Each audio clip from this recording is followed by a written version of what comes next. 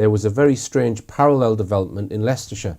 It has emerged that on Tuesday the 8th of May, 5 days after Madeleine's reported disappearance, a high-powered committee consisting of top people from many government departments and Secret Service agencies was set up under the chairmanship of the then Chief Constable of Leicestershire Police, Matt Baggett. He later told the Leveson inquiry on the 8th of May 2007, Leicestershire Constabulary was asked to coordinate the UK response to assist the Portuguese inquiry on behalf of the UK Government and Association of Chief Police Officers. A coordination group was set up on behalf of law enforcement agencies and government departments to coordinate the media interaction and ensure that a consistent stance was taken. Not to look for Madeleine then, but to coordinate the media interaction.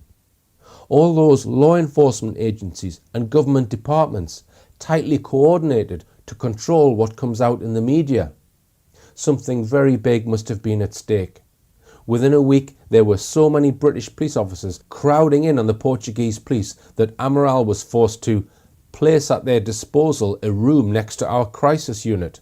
Describing this army of British staff, Amaral said, "Specialists from various police services, including Scotland Yard, special surveillance teams, as well as information and telecommunications technicians, all turning up with their laptops and various high-tech equipment.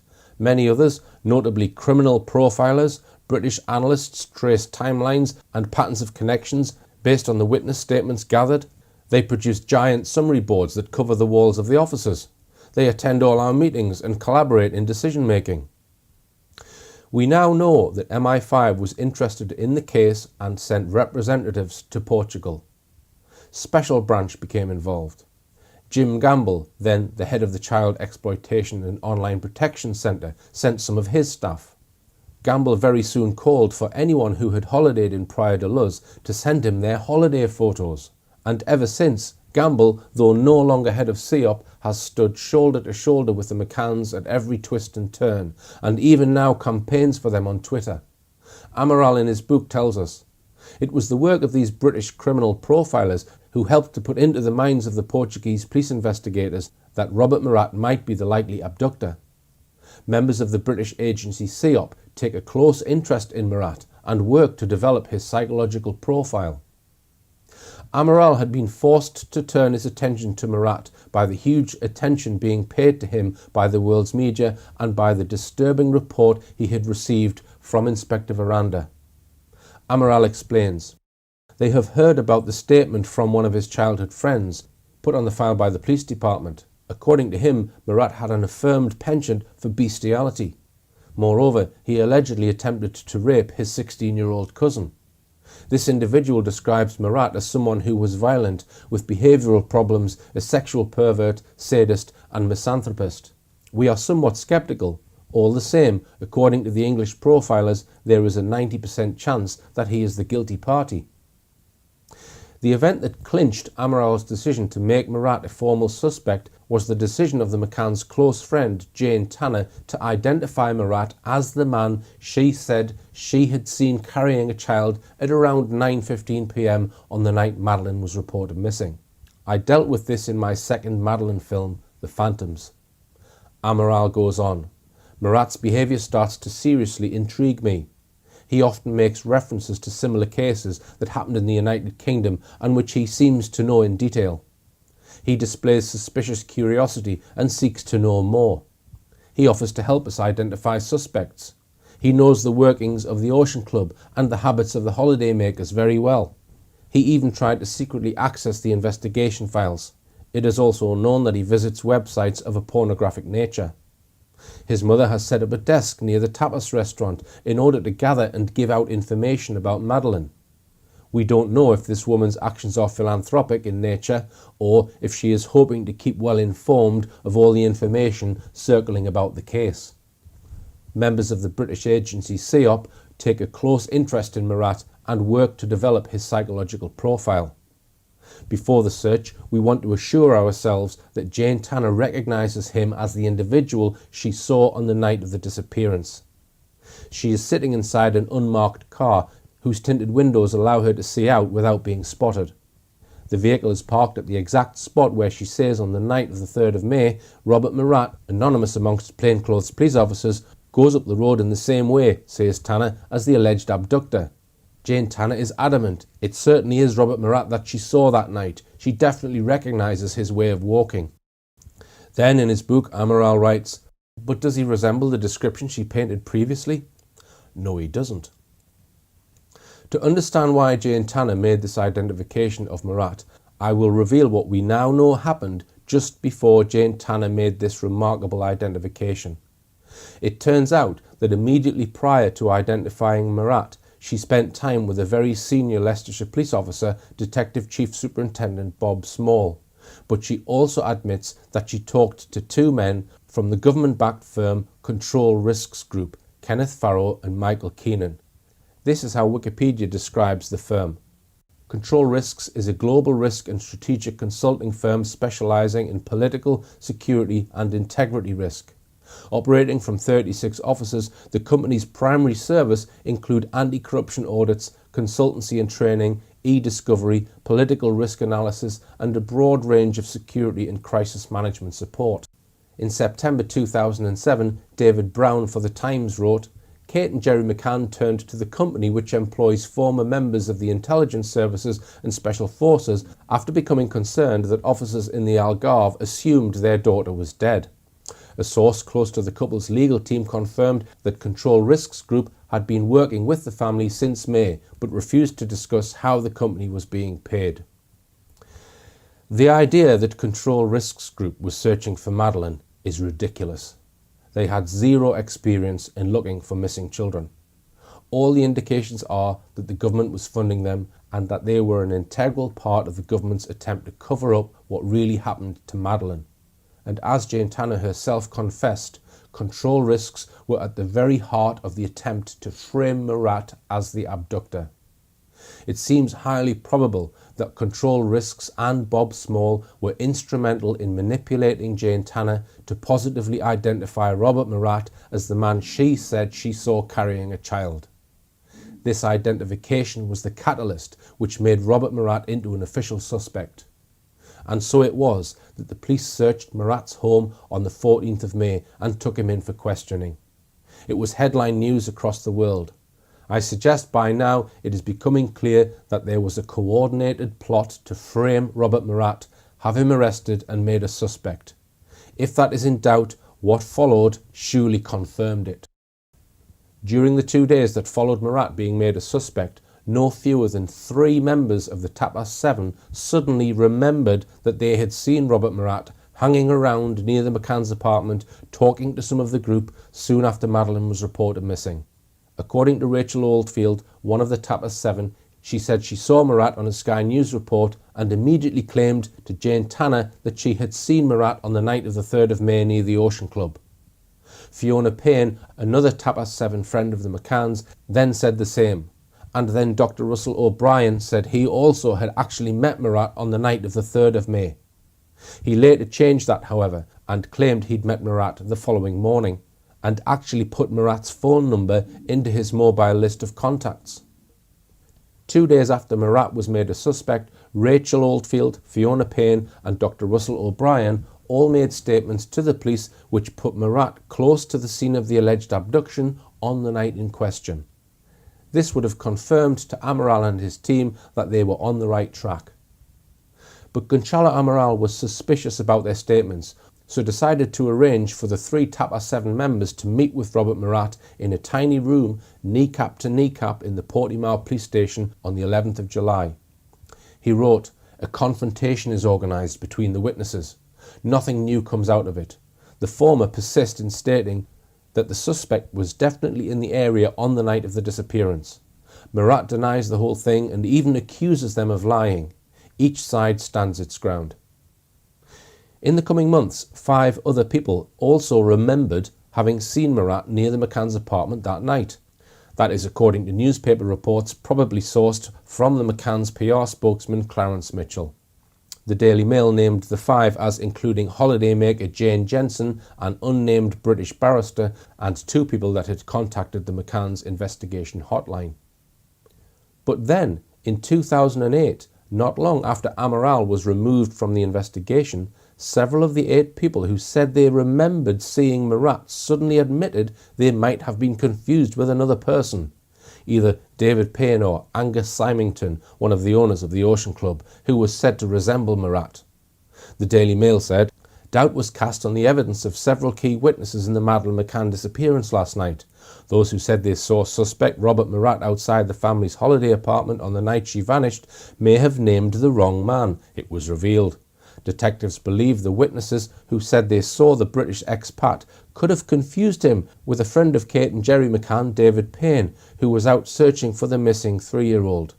A series of witnesses had given statements claiming to have seen him around the Ocean Club apartment complex in the hours after Mrs. McCann, 39, raised the alarm. They included 3 friends of the McCanns, Russell O'Brien, Fiona Payne and Rachel Oldfield. It looks to me as though it was convenient and helpful to the McCanns to have the attention focused on Murat as a suspect. But several months later, it seems to have been convenient to drop Murat as a suspect. This may have occurred because of a crucial meeting held on the 13th of November 2007, which I'll come to in a moment. I should just add that in April 2008, the Tappers 3, Rachel Oldfield, Fiona Payne and Russell O'Brien, were re-questioned at Enderby, Leicestershire Police Headquarters by Leicestershire Police on the instructions of the Portuguese police. All were re-questioned in some depth about their claims of speaking with Robert Murat on the evening of the 3rd of May. Rachel Oldfield and Fiona Payne stuck to their story, but Russell O'Brien admitted that he had only seen Murat on the morning after and not the night before. There's one more episode that we need to look at, which I mentioned briefly in my first Madeleine film, and that's the moment Jerry McCann was asked by an interviewer, did you already know Robert Murat? Jerry McCann negou conhecê-lo. But did you know Robert Murat? I'm not going to comment on that. Os avanços no processo podem ditar novos interrogatórios ao casal McCann, que deve voltar a Portimão no final desta semana. In my opinion, it is a real possibility that Jerry McCann had previously met Murat, and that would be hugely significant.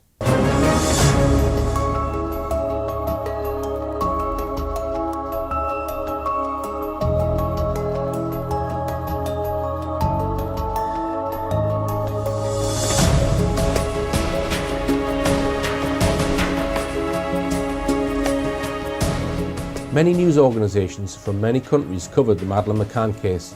Sky News gave the case intensive coverage. Their man in Pride of Luz was their chief crime correspondent, Martin Brunt. I'm going to take a brief look now at the 2 phone calls Brunt made to Robert Murat.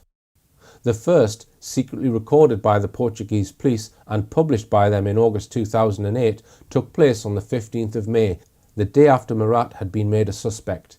His mother, Jennifer Murat, picked up the call. It went like this.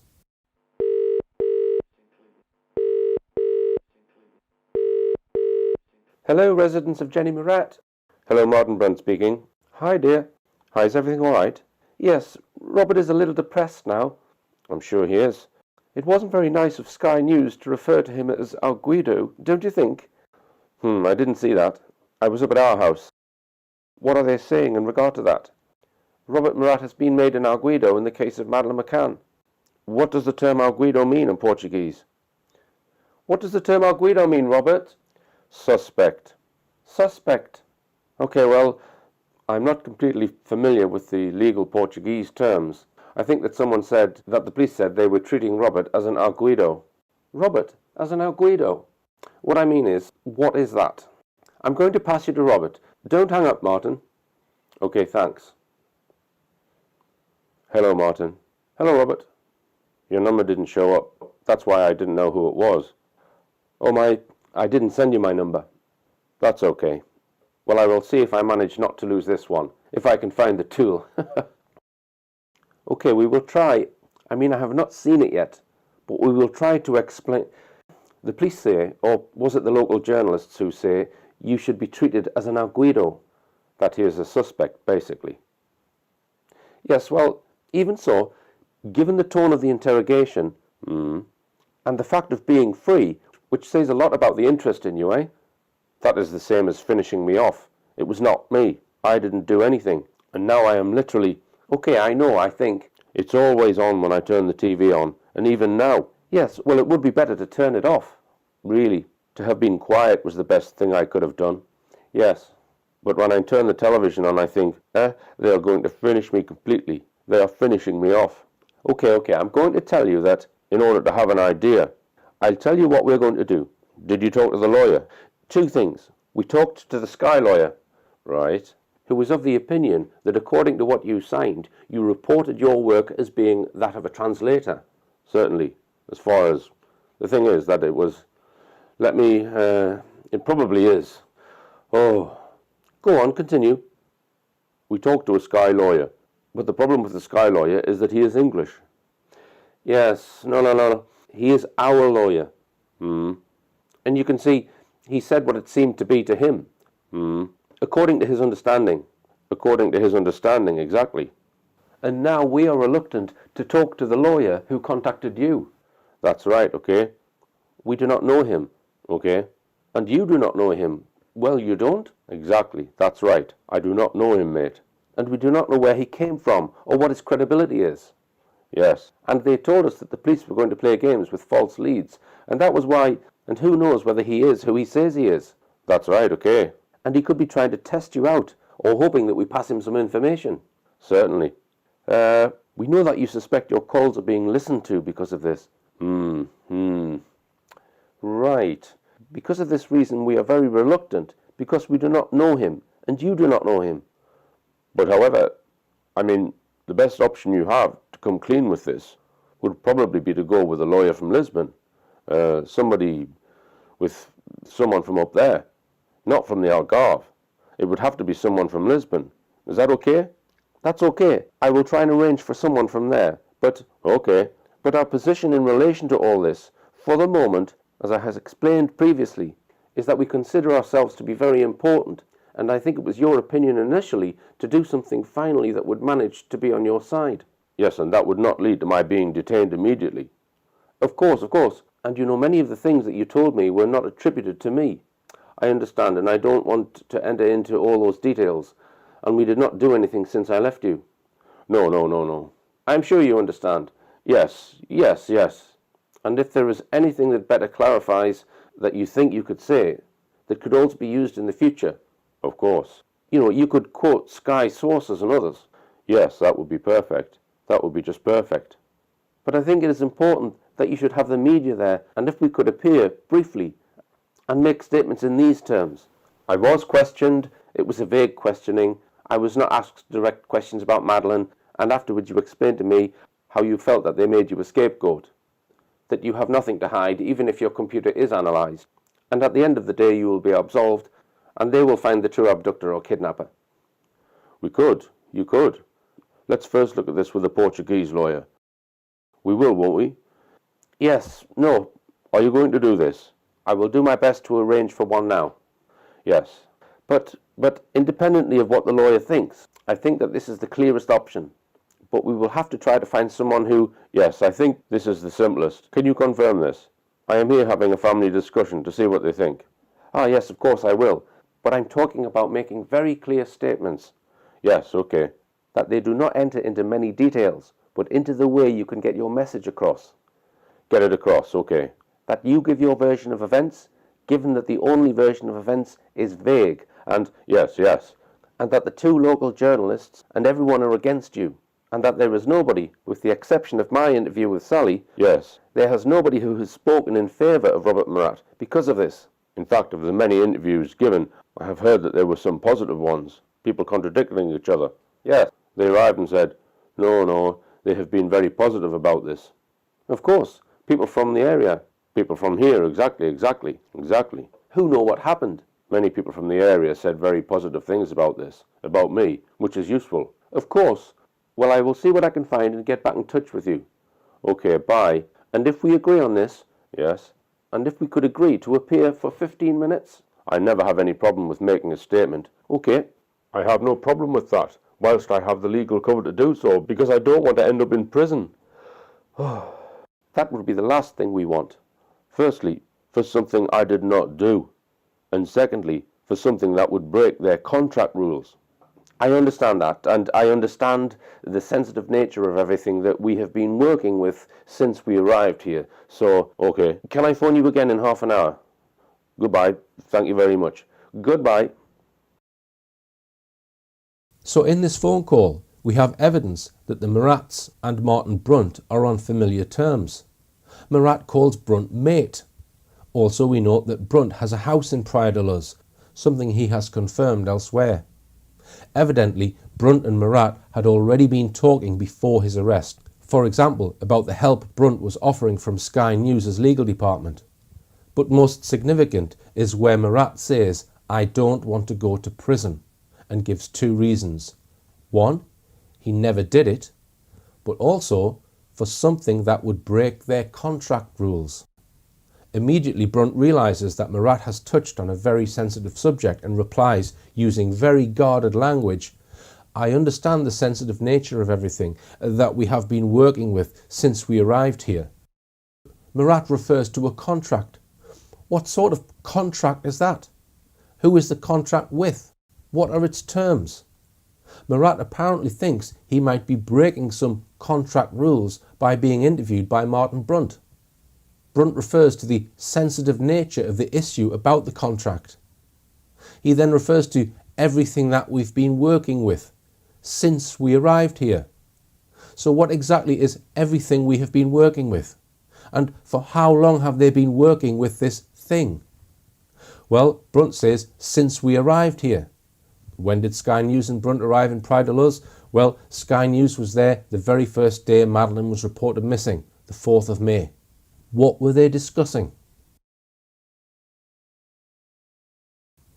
I've covered Murat in detail because I suggest he is a key part of the whole story, although it's clear he was in England when I suggest Madeleine actually died.